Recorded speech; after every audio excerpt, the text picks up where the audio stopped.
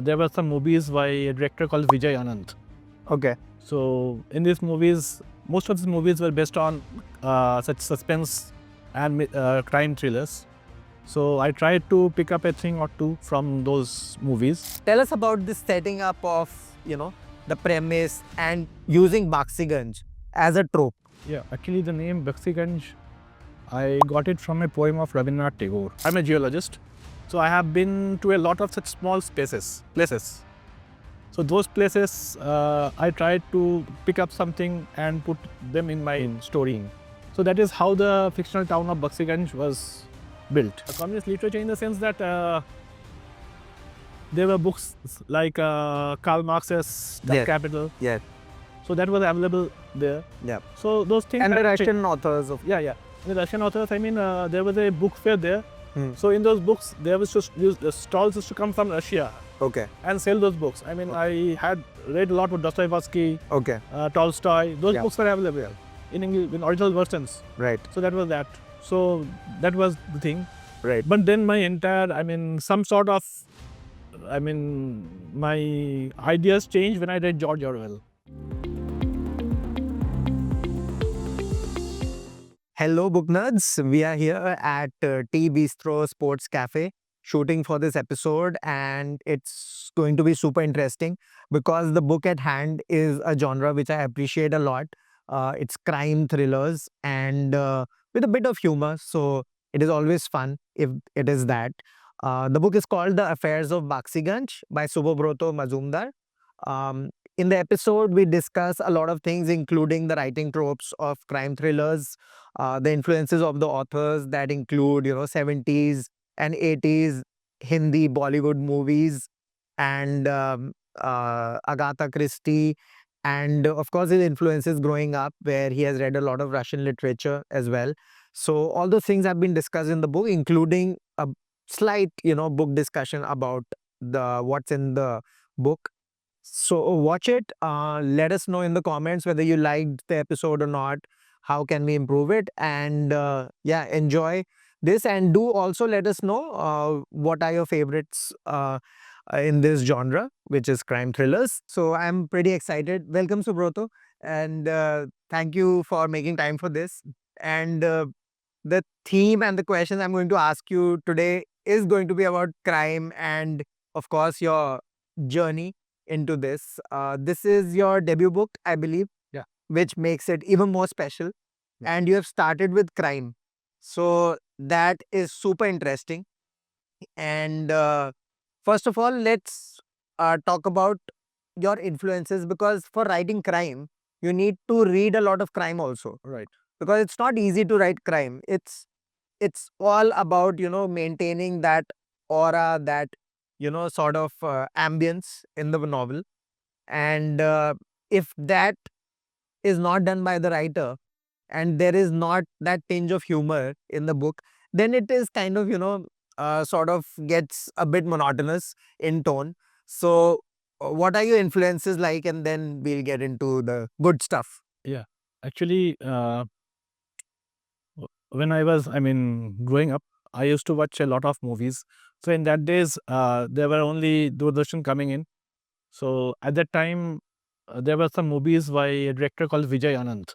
Okay. So in these movies, most of the movies were based on such suspense and crime thrillers. So I tried to pick up a thing or two from those movies. Plus, I read a lot of, novels by Agatha Christie. And those things grew on me. So when I tried writing, something of those influences came into those, and that's why this is the output of that, more or less. It's amazing. Let's explore this even further, because I didn't plan to kind of discuss this in detail. But Vijay Anand is one of the biggest names when it comes to crime thrillers and sort of that genre in India, at least. Right. It is one of the he's amazing. And of course, a bit about that. What do you like in particular? Any examples? And the second one is about Agatha Christie.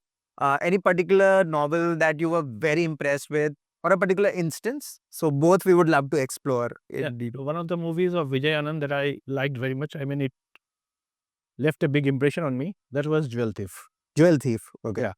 I mean, from the starting to the way it ended, I mean, it was very, I mean, it hooked me to the entire process.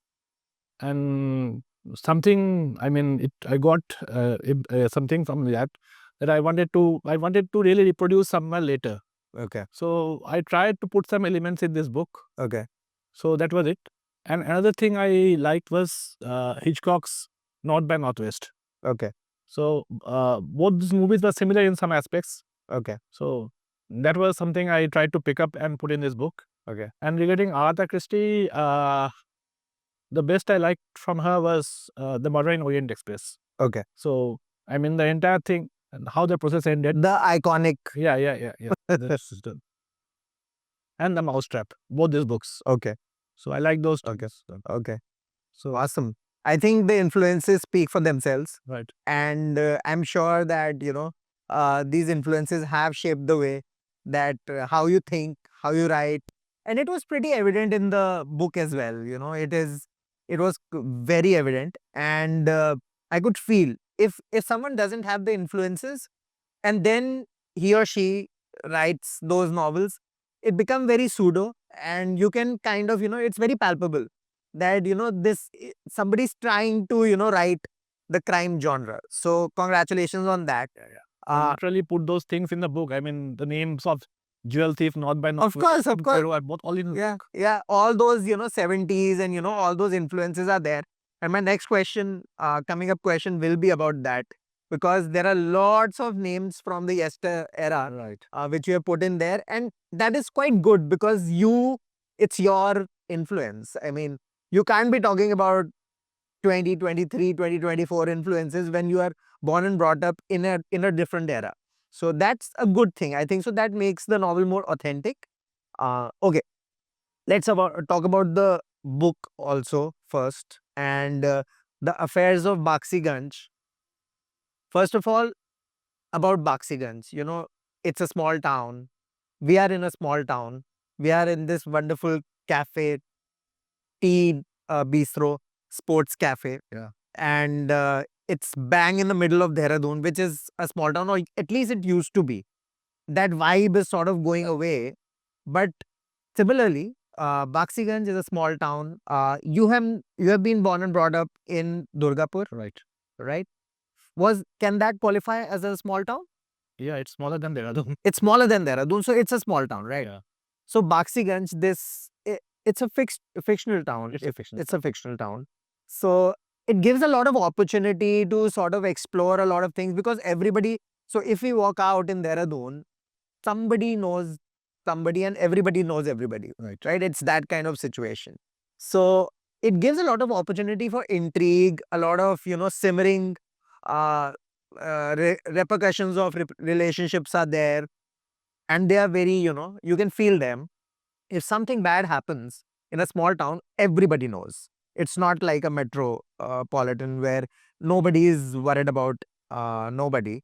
So tell us about this setting up of, the premise and using Baxiganj as a trope. Yeah, actually the name Baxiganj, I got it from a poem of Rabindranath Tagore. Okay. So I used that basically. And the idea of picking up a fictional small town is that it gives you a sense of unfamiliarity. I mean, people, I mean, it will give you some amount of space. Okay. So fix up things. I mean, it will be the different events that are happening. You can place them anywhere. If you take a metro or something like that, your canvas is fixed. Okay. You cannot just tell this is the this thing happened here, and something else happened there. People will be knowing about that. Okay, this is the distance between the two. There is so much of a crowd about this. So people will have an idea. So I try to pick up a fictional small town so that the things I can put at my, things I can run at my pace. I can get the proper space for building up the events. So that was the main idea. Okay. And secondly, actually, I'm a geologist. So I have been to a lot of such small places. So those places, I tried to pick up something and put them in my story. So that is how the fictional town of Baxiganj was built. And another thing, actually, I was an avid reader of Ruskin Bond. So Ruskin Bond, wrote about a lot of such small towns. Deoli, Shamli, Pipalganj, Pipalnagar. Yeah. So all those things, somewhere, Masuri, of course. yeah, Masuri. And Dehra combined, sort of. Yeah, and lots of places. Yes. Delhi is not far. There's a place called Pipalnagar there. Yeah. So a lot of things I tried to put in there. So that was how this center setting of Baxiganj came into play. Okay. So that is so interesting because small towns, the characters are also unique, uniquer, I should say, because they have their they have bit more time to themselves, Right. and that makes it interesting because they can observe things, right? And in a crime sort of novel where it's a thriller and you are setting it up, does that give you an edge? The feeling of that there are some people who are always watching you. That feeling, is that true or it's overrated? It's true. Okay. Because in a small place, it will be population will be small. Yep. So, whatever happens spreads very fast. So, if something big happens, so people will be knowing it. Yep. So, that's how the thing is built up here. Next up, I would love to explore the protagonists. Yeah. They are pretty interesting. Shubham is, do I call him Shubham or Shubham? Shubham. Shubham, okay. So, in particular, Shubham, who is very close to you because, you have incorporated your professional life as well, Right. of that of a geologist, and you have shown also the field work that you have done, and those experiences are also there. And there are some places where he's kind of eccentric in some ways, and I would love to explore that because that eccentricity, is it with you also, or you have just tried to build an interesting character? You were you similar? Were you kind of different in your group or working group? Yeah, Shubham, actually, most of the part of Shubham's traits match with me. Okay. Actually, some part of that, the eccentricity part, and some other parts, Yeah. they're, I borrowed them from my friends. Okay. So, You wouldn't like to name them, right? no, For example, let's take an example, not the names, but some eccentric part which you took and incorporated. yeah, actually, that part where that inspector, the police fellow comes, Avinash. Avinash comes, Yes. and he was supposed to make some breakfast for him, and he cooked something Oh, yes. which no one could eat. We have to narrate this. And yeah, please tell us more about that, particular. Yeah. And that part was that. So, when I joined my company, and I was given a bachelor accommodation. So we shared it. Like the same, like the same. We shared a building together. And there was a kitchen was common. So one of my friends was there. He was supposed to cook. So the first time he cooked, we had to throw entire thing away. Okay. So then somebody else came. Some guest came. Somebody's family came, and we were supposed to, give him something to eat. But then this sort of thing happened. He cooked some eggs, entire mass happened. It just was something black, or Totally burned out. yeah, totally burned out. Nobody could distinguish it was an egg. Something like that. So, Oh my gosh. so I was trying to just narrate the same thing there. Okay. So That episode was very funny. yeah, So there's when comic relief is there in a crime thriller, it makes it very interesting. Right. And just like especially for people who are watching who are like Gen Z or whatever, I don't know if they have watched Knives Out, the movie. yeah. It's so interesting because there is comic relief all the time throughout the movie. There is comic relief, and most of the successful books or movies have that, comic relief. Otherwise, it is very monotonous, one tone. Yeah. So, did you find it hard to bring that, or was it coming naturally? No, I mean, while writing, I had made my mind that I have to put something to keep the readers hooked to the book. Okay. So there were two things at my disposal. One was this comic relief, and other was this nostalgia part. Right. So that was intentional. I mean, I tried to put it there.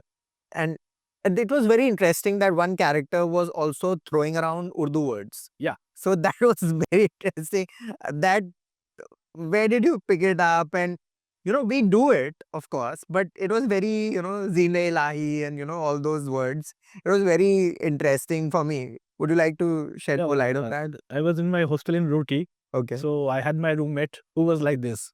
Okay. So he used to speak a lot of Urdu. I mean, I didn't know that was Urdu at the time because it didn't sound like Urdu at the time. Whatever. So his pronunciation was bad. Whatever he used to tell that it is Urdu. But Okay. I doubt that it was Urdu at this time. Okay. We believed him at the Okay. time. So I think in IIT you would believe anything because there was so much going on yeah. that you don't go in detail who is talking like what. So Were you talking in back in Bengali and he was talking in Urdu? What was going on? I was talking Hindi but then he used to use the special effects of Urdu in those words. So I didn't know what was what he was talking about. Just to ask him, okay, you translate that in Hindi and tell us. So that was what I wanted to put this in book. It is so funny because there is always a friend who's throwing around words, and I have also had that friend. So there's this friend who always used to in college. He would throw around big words. Right. Okay, like I mean, you have also used big words, but you know the meaning, right? So I was impressed that you have used very few big words. That was very good because if you overdo it, then it is pretentious, right? It is very self-indulgent. So there's this friend who, used to do this, throw around big words, and he didn't know the meaning. So That's true. I mean, we didn't also know the meaning. I mean, we used to ask him what the meaning was, and he used to make up something like that. Okay, this is the meaning of that. And I used to believe him at the time. oh But my, then later I came to know that there was no such word in Urdu. that is super funny. So it is one of the highlights of the book that, that character is kind of, speaking Urdu. In the book, it is decent. It's quite decent. But, and it is mentioned in italics. So it is very, you can make out like it's a different language. That was a good, thing that was done. Okay. The boss's wife is shot. Right. This premise in itself is so, um, tasteful and, it is very interesting and something big can be built on this. So was this the first premise that you thought of or it came naturally in between sort of writing? Yeah, I mean, there is a backstory to this. Okay. So when I was in my first posting somewhere in Assam, Okay. so we had a very bad boss. Oh my gosh, this is going to be interesting. Okay. We'll not take names. Yeah. Yeah.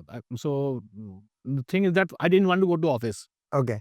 daily. Okay. So the bachelor accommodation where we stayed and the office was something around 15 kilometers.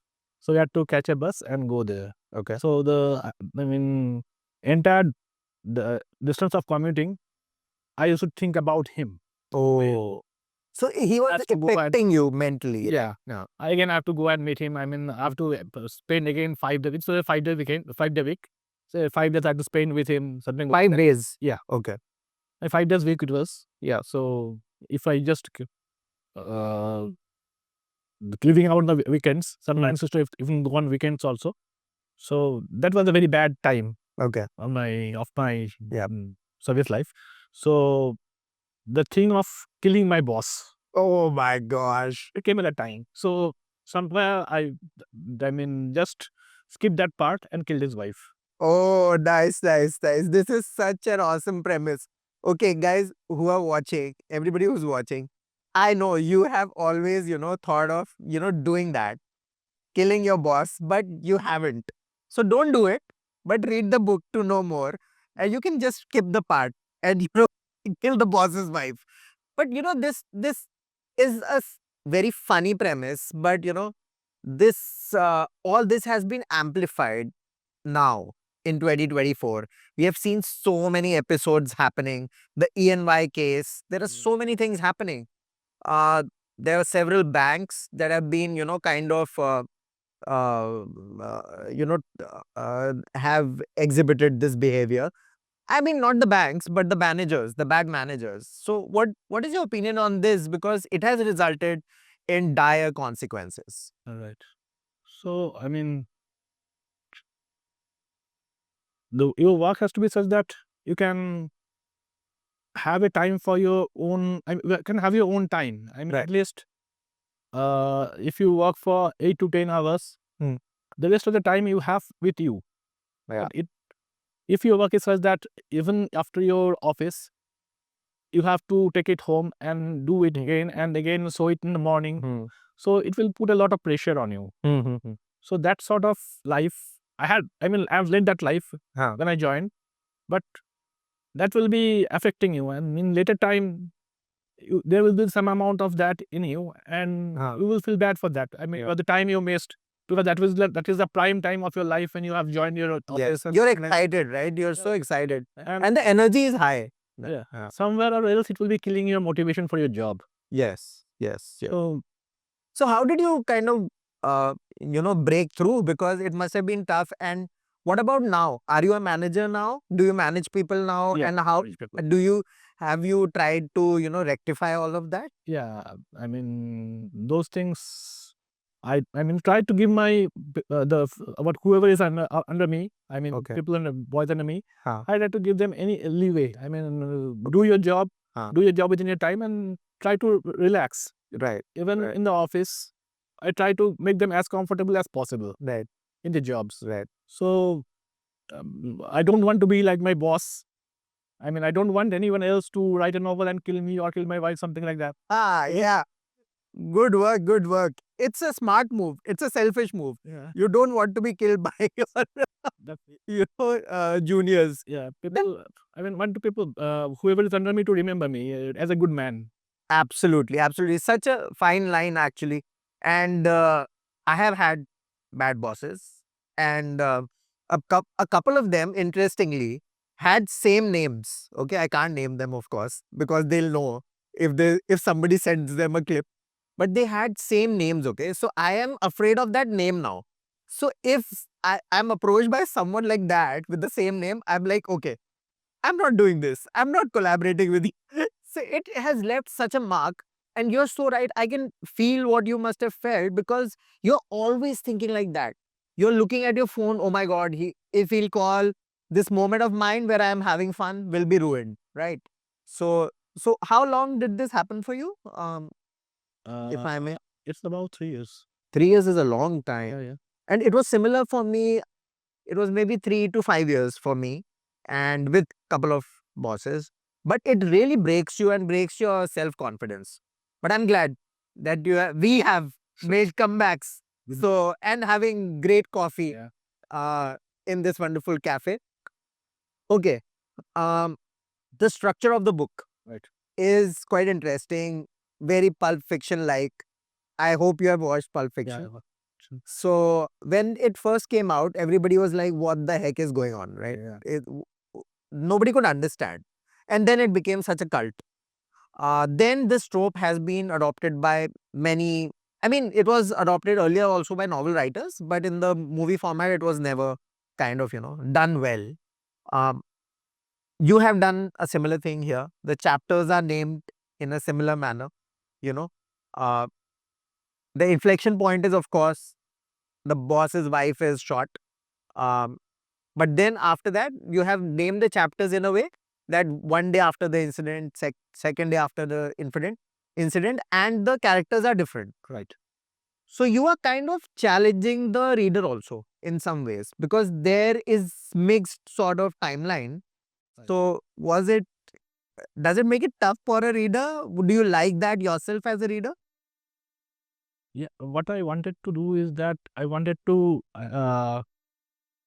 give those characters their own space to narrate the things. Right.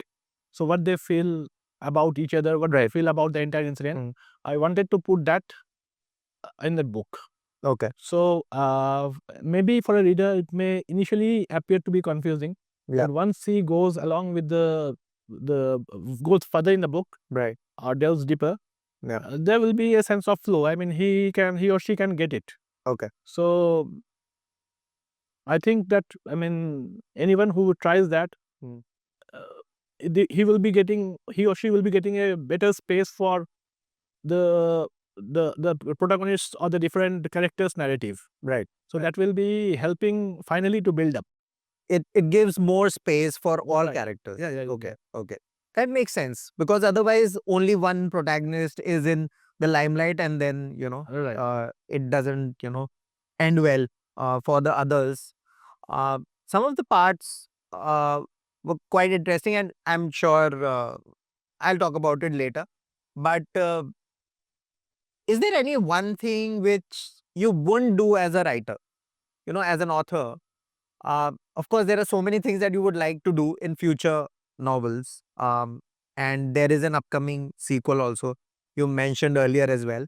But what is the one thing you wouldn't do? Like you avoid totally? Yeah. Making the big book a bit more predictable. I mean, predictable, Okay. or making it boring. I mean, I don't want people to read a part, then find it that, okay, nothing is progressing, then skip 2 or 3 pages and then go further. Ah, That's the thing I don't want to do in any book of mine. so So keep them hooked all Right. the time. Hooked, Okay. hooked all the time. But that's a tough trope That's a to tough kind of, Yeah, you have to introduce different parameters for that. We have to, for example, in my case, humor. People will be, I mean, identifying or with Subham Yeah. or some character, and then they will be, if they are grown in my generation, they will be hooked by the nostalgia part of that. Nostalgia. And they will be reading further. So those things I try to keep the readers hooked to the book. Right. Right. Yeah, but I wouldn't recommend like those type of things where the story gets a bit more predictable. Right. People while reading it already guess that what will happen in the end of that. So that's the thing I don't like. Yeah. Let's talk about the nostalgia part. You mentioned so many filmy, Right. influences. There are so many actors and actresses mentioned. In fact, even the name of the crush is Asha. So it's very interesting Right. and a throwback to the great times of Indian cinema as well. Would you like to talk about that? Yeah. So I grew up grew up in 80s Yes. and a part of 90s. At the time, there was no, other cable network at the time. So we used Yes. to work Doordarshan. Yes. So at that time, most of the films they used to show in Saturdays and Sundays were reruns of these old movies that happened in 70s and 70s. Okay.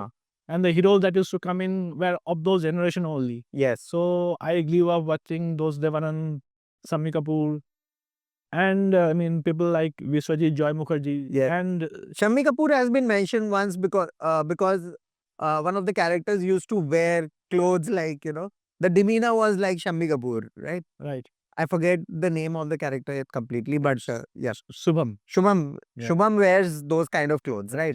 Yeah. And, there is, you have mentioned Zanjeer also many times and Sholay as well.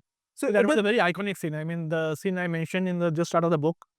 That was the scene in which Bachchan moves out of a bar and someone tries to kill him. Yeah. Yeah, that was a very iconic scene. I mean, It is all in our head. I mean, we all have, admired. So our generation of sort of maybe people who have grown up in 80s and 90s have these images in our head. I mean, you have mentioned Sachin from Sholay. And of course, people who have been born after, say, 90s or 2000s may not associate themselves. They will perhaps understand in terms of book influences, the books after that. Not many people are also reading classics now. So, but it's just those times. And I'm sure those readers will completely, agree with and, appreciate the references. right. But you have not, those references have not taken over the book. That's that I would like to compliment you because it could have easily, taken over the book and the Gen Z would have been alienated. Right. So that is not there. And also it's a learning experience for younger people, that they might go back to those movies and books, which you have mentioned, and that's something which is can't be ruled out. Right. So it's awesome that you have made those references, क्योंकि आजकल कोई करता नहीं है. It's very rare to see those references. Right. Great. You have mentioned in a part of the book that a character was heavily influenced by communists, and you have talked about Eastern India where the influence was so high. Yeah. Everybody would be following these big leaders, like Stalin, and those who have followed after that. Now it's an old sort of ideology across the globe. Almost dead idol. But what was it like when you were growing up? Was it so prevalent in Durgapur and all those areas? Actually, I was born in 70s and late 70s. Yeah.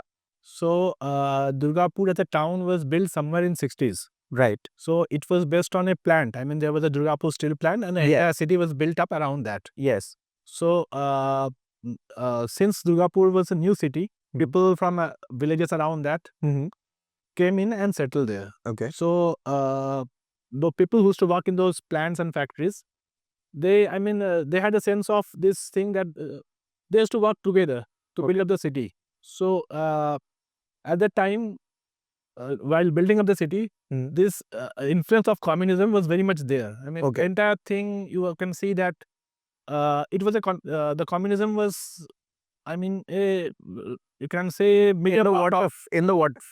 Yeah. A major part of that my growing up. Okay. I used to see everywhere communist everywhere. I mean, people used to. I mean, those people were respected in that party.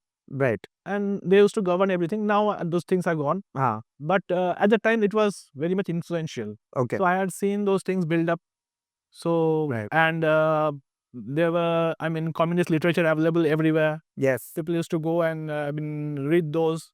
Yeah. So that what literature was there? I know you have mentioned in the book, but our viewers would love to know. Communist literature in the sense that there were books like Karl Marx's Capital. Yes. So that was available there. Yeah. So those things. And the Russian authors of. Yeah. And the Russian authors, I mean, there was a book fair there. So in those books, there was just the stalls used to come from Russia. Okay. And sell those books. I mean, I had read a lot with Dostoevsky. Okay. Tolstoy. Those books were available in English, in original versions. Right. So that was that. So that was the thing. Right. But then my entire, I mean, my ideas changed when I read George Orwell. Okay. I mean, those animals. Why is that? After 1984? Yeah. Okay. But why is that?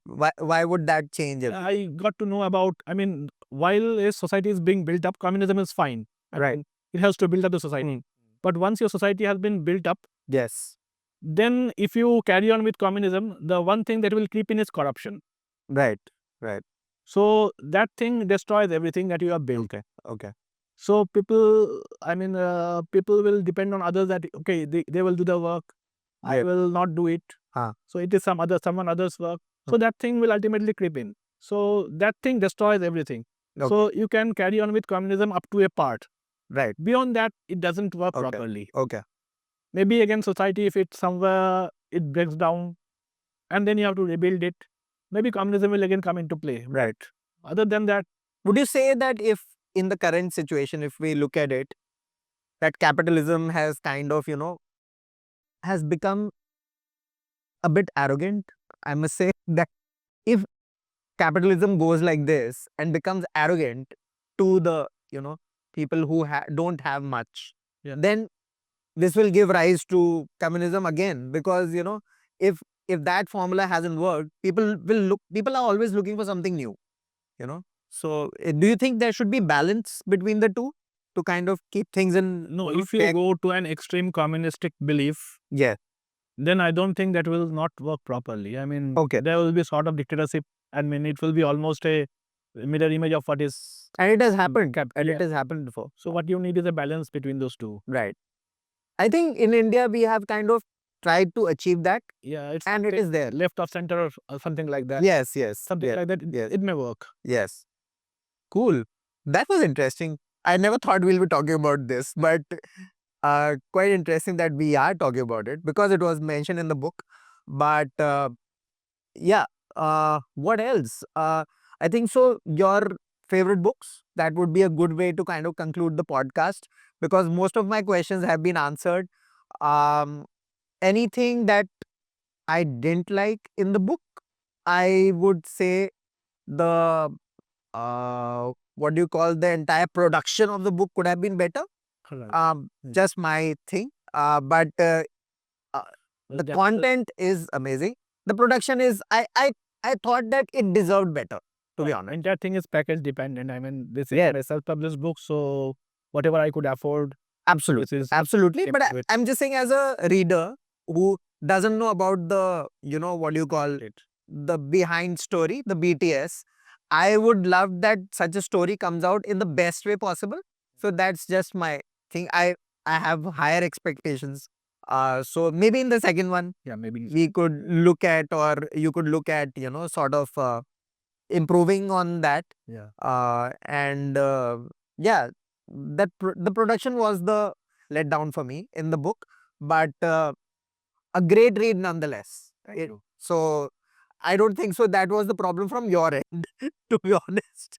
So okay, your favorite books of all time, three, if you could recommend three, that would be great for our readers, because they are here for, always here for recommendations.